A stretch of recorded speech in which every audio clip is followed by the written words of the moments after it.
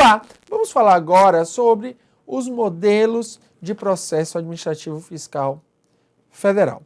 Então, a Lei de Processos Administrativos, ela estabelece dois modelos. Um modelo, que é o modelo voluntário, e o modelo contencioso. O modelo voluntário se faz através da consulta administrativa. E vamos estudar a consulta administrativa logo a seguir as regras específicas sobre consulta administrativa. Por sua vez, nesse modelo voluntário, que vamos estudar logo a seguir, por outro lado, temos o modelo contencioso, que é quando há impugnação do auto de infração e todo o processo administrativo fiscal em que há o embate entre o fisco e o particular, que é o que vamos estudar a partir de agora. Então vamos nessa. Veja, o decreto 70.235 de 72, regulamenta o processo administrativo fiscal no âmbito federal. Ele se divide em modelo contencioso e não contencioso ou voluntário. Como eu falei para vocês, o modelo contencioso que se dá através da impugnação ao auto de infração ou o recurso administrativo, quando essa impugnação não traz resultado. Ademais, o modelo voluntário ou não contencioso, que acontece com a consulta administrativa, que vamos estudar na unidade a seguir. Veja, isso aqui é fundamental, essa é a regra mais importante da Lei de Processo Administrativo. Como se inicia o procedimento fiscal contencioso? Veja, primeiro ato de ofício escrito praticado por servidor competente, cientificando o sujeito passivo da obrigação tributária ou seu pressuposto. Então veja que esse primeiro ato de ofício já é considerado uma espécie de lançamento tributário de ofício. Segundo, apreensão de mercadorias, documentos ou livros, também inicia aí um procedimento contencioso. E o começo de despacho aduaneiro de mercadoria importada, esse começo também inicia um procedimento contencioso. Então vamos tratar a partir de agora do modelo contencioso, modelo voluntário, logo a seguir em outra unidade. Percebam, isso aqui é fundamental. O início do modelo contencioso, ele exclui a espontaneidade da conduta. Não pode, por exemplo, ocorrer mais a denúncia espontânea, prevista no artigo 138 do CTN. Então, se há um ato de ofício notificando o particular, se há apreensão de mercadoria, de livro ou de livro, se há o início do despacho aduaneiro, não há mais a possibilidade de denúncia espontânea. E, ademais, já há uma antecipação do prazo decadencial, conforme o artigo 173, parágrafo único do CTN. Então, isso é importante. Veja que, para os efeitos do disposto que a gente acabou de falar, os atos referidos no inciso 1 e 2 valerão pelo prazo de 60 dias, ou seja, o ato de ofício e a apreensão de mercadoria, prorrogável por igual período com qualquer outro ato escrito. Isso aqui é fundamental, esse prazo de 60 dias, prorrogável por mais 60. Uma vez que o procedimento fiscal contencioso ele não pode ser ad eterno, não pode durar uma eternidade. Por quê? Porque o fisco ele não pode criar uma devassa na vida do contribuinte. Então, não pode acontecer uma investigação permanente. Nenhuma empresa consegue sobreviver com investigação permanente. Então, há um prazo para o início e o fim do procedimento fiscal. 60 mais 60.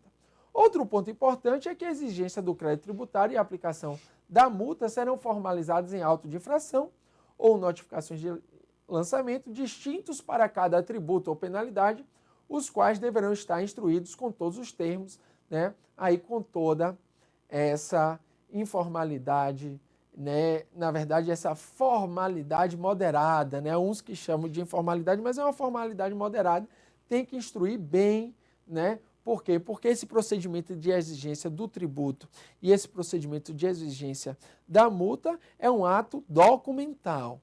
Então veja que os autos de infração e as notificações de lançamento, né, que trata exatamente do que eu falei, formalizados em relação ao mesmo sujeito, podem ser objeto de um único processo quando a comprovação dos ilícitos, né, se houver qualquer tipo de ilícito administrativo, né, o descumprimento de uma obrigação tributária acessória ou também, né, o não pagamento do tributo por motivo que não seja justificado, né, eles podem aí ser colocados em um único processo. Ademais, veja que o que nós acabamos de falar aplica-se também na hipótese em que, constatada a infração à legislação, dela não resulte existência de crédito. Agora, o importante, um dispositivo que tem caído. Veja que essas exigências que acabamos de falar, ela não se aplica às contribuições de que trata o artigo 3º da Lei 11.457 de 2007, que são as contribuições devidas a terceiros, assim entendidas outras entidades e fundos na forma da legislação em vigor. Ou seja, quando essas hipóteses não se aplicam a essas contribuições devidas a terceiros, mas se aplica, por exemplo, né, as contribuições sociais previstas, contribuição previdenciária, COFINS, PIS/PASEP, contribuição social sobre o lucro líquido, a esta se aplica esse procedimento. Agora, não se aplica apenas a essas contribuições devidas a terceiros estabelecidas no artigo 3º da Lei 11.457 de 2007, ok? Veja que é importante falar também que o servidor que verificar a ocorrência de infração à legislação tributária federal e não for competente para formalizar a exigência, comunicará o fato em representação circunstanciada a seu chefe imediato, que adotará as providências necessárias. Algo é muito comum, né? Um analista não ter competência para praticar um tipo de procedimento fiscal que é de competência do auditor e ele repassa, né, esse conhecimento para que o auditor fiscal atue. Isso é muito comum, por exemplo, na importação e na exportação, que há os analistas e tem os auditores, né? Os analistas têm a competência bastante limitada ali, né? Eles estão ali realmente, eles auxiliam os auditores, mas quem normalmente chefia, quem assina os autos de infração, são os auditores fiscais da Receita Federal do Brasil.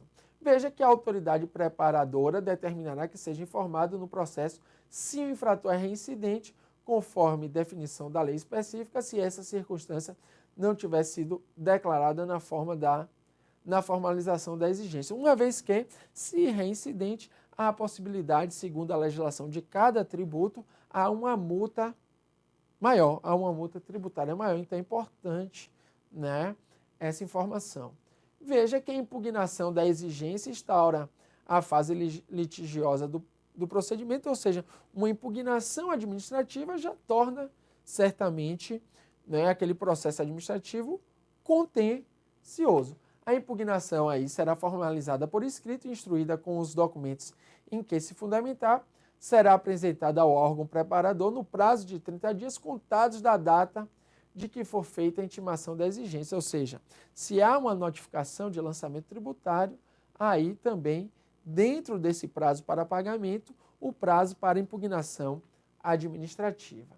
Veja que a impugnação administrativa há aí alguns requisitos formais, né, alguns tipos, como se fosse uma petição, e isso é importante, né? O artigo 16 disciplina. Importante aqui salientar que o inciso 5, exatamente, que foi incluído por uma lei de 95, que diz o seguinte: se a matéria impugnada for submetida à apreciação judicial, deve ser juntada cópia da petição. Por quê?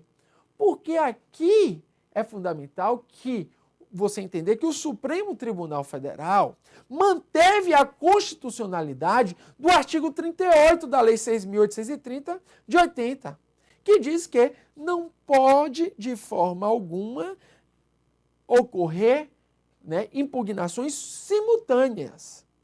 Isto é, se o contribuinte ele está recorrendo na esfera administrativa, né, não vai, a petição na esfera judicial poderá ser julgada inepta, ou seja, ele tem a faculdade de recorrer na esfera administrativa e na esfera judicial, mas ele não vai poder optar pelos dois caminhos simultaneamente, porque aí há um custo exacerbado para o Estado. Então, ou é uma opção ou outra, uma vez que o Supremo declarou a constitucionalidade do artigo 38 da Lei de Execução Fiscal. Veja que é proibido ao impugnante ou a seu representante legal, né, empregar expressões injuriosas, aí claro, né, isso aí faz parte. Outro ponto importante, quando o impugnante alegar direito municipal, estadual ou estrangeiro, tem que demonstrar a vigência, né, desse ordenamento.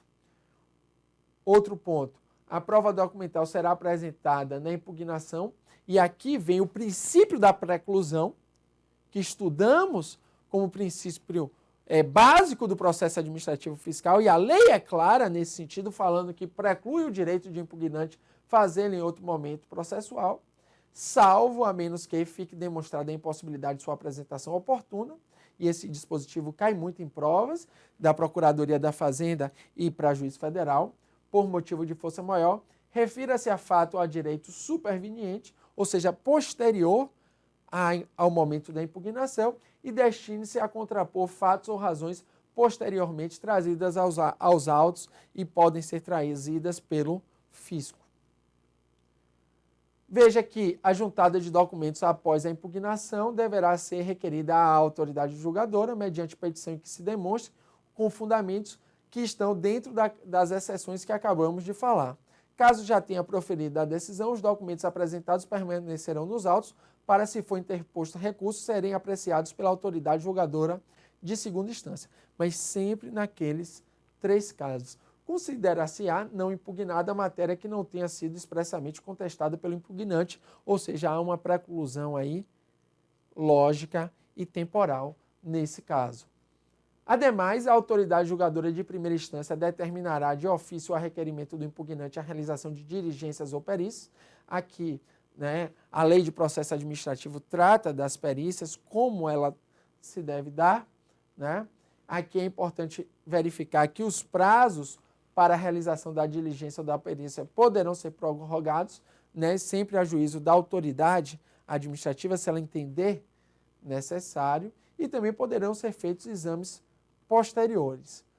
Um ponto aí fundamental que eu quero chamar a sua atenção é o seguinte: veja, no âmbito da Secretaria da Receita Federal, a designação de servidor para proceder aos exames relativos a diligências ou perícias recairá sobre o auditor fiscal, hoje da Receita Federal do Brasil. Esse item também, esse dispositivo já foi cobrado. Não sendo cumprida nem impugnada a exigência, a autoridade preparadora declarará a revelia, ou seja, né, que não houve impugnação, aí vai ocorrer uma revelia, permanecendo o processo no órgão preparador pelo prazo de 30 dias para cobrança amigável. No caso de impugnação parcial, não cumprida a exigência relativa à parte não litigiosa do crédito, o órgão preparador, antes da remessa dos autos a julgamento, já providenciará a formalização dos autos apartados para imediata cobrança da parte contestada. Ou seja, se há um auto de infração de R$ 1.800, só foi contestado R$ 1.000, a outra parte já pode ser imediatamente cobrada, ok? Esgotado o prazo de cobrança amigável, sem que tenha sido pago o crédito tributário, o órgão preparador declarará o sujeito passivo devedor remisso, né, e encaminhará o processo à autoridade competente para promover a cobrança executiva. Veja que esses também se aplicam aos casos em que o sujeito passivo não cumprir com as condições estabelecidas para a concessão da moratória, ou seja, para o pagamento de largada, ou seja, não cumpriu com as concessões para a moratória, também já pode ocorrer a cobrança imediata do crédito tributário. Até daqui a pouco. Forte abraço.